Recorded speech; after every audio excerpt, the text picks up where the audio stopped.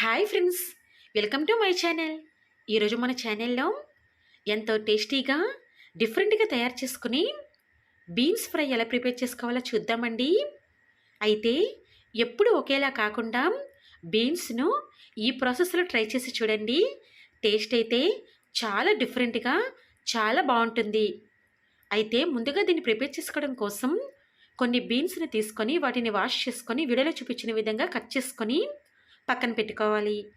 తర్వాత stove on చేసుకొని stove పై ఒక ప్యాన్ పెట్టుకొని అందులోకి 1 స్పూన్ ఆయిల్ని వేసుకొని ఆయిల్ హీట్ అయ్యాక కొన్ని పోపు దినుసులు, కొన్ని ఆనియన్స్, అలాగే కొంచెం కరివేపాకుని వేసుకొని ముందుగా వాటిని బాగా వేయించుకోవాలి.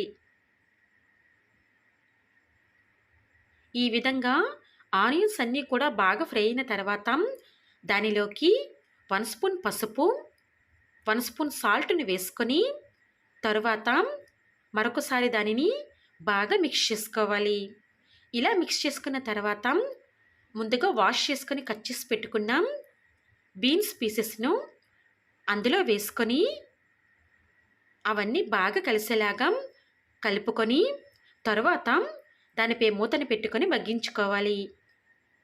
తర్వాత ఒక మిక్సీ జార్ని తీసుకొని దానిలోకి కొన్ని ఎండుమిర్చి, కొన్ని పొట్టు తీసిన వెల్లుల్లి, అలాగే కట్ చేసుకున్న చిన్న అల్లం ముక్క, కొన్ని కొబ్బరి ముక్కలని వేసుకొని తర్వాత దానిలోకి 1 స్పూన్ కారాన్ని కూడా వేసుకొని దానిపై మూతని పెట్టుకొని మెత్తటి పేస్ట్ లాగా మిక్సీ పట్టుకోవాలి.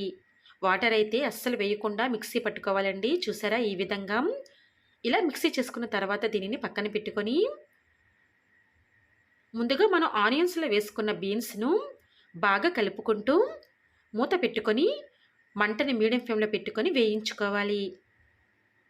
ఈ విధంగా బీన్స్ మనకి సగం వరకు ఫ్రై అయిన తర్వాత మనం మిక్సీ పట్టుకున్న కొబ్బరి పేస్టును దానిలోకి వేసుకోవాలి.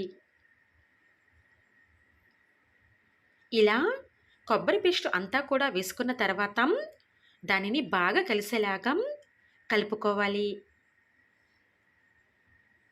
అలాగే మూత పెట్టుకొని ఒక్క 5 నిమిషాల పాటు మగ్గించుకోవాలి. మధ్య మధ్యలో మూత తీస్తూ కలుపుకుంటూ ఉండాలండి.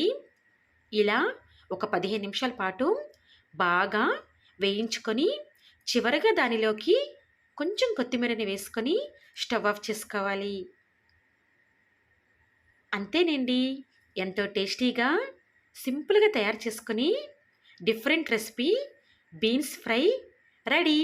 టేస్ట్ అయితే చాలా డిఫరెంట్గా ఉంటుంది. తప్పకుండా ఈ ప్రాసెస్లో మీరు కూడా ట్రై చేయండి.